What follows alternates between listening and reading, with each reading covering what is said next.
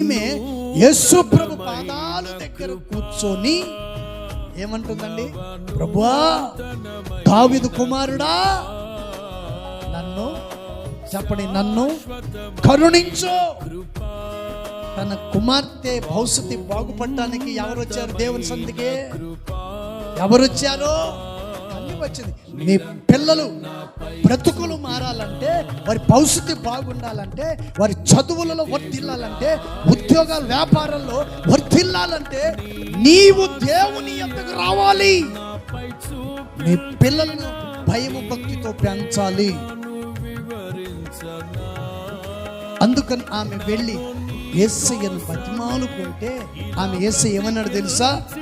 అందుకు యేసు, అమ్మా, నీ విశ్వాసము గొప్పది, నీవు కోరినట్టే నీకు అవునుగాక అని ఆమెతో చెప్పెను.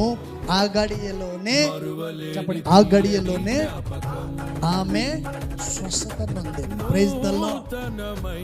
నీ విశ్వాసమే నిన్ను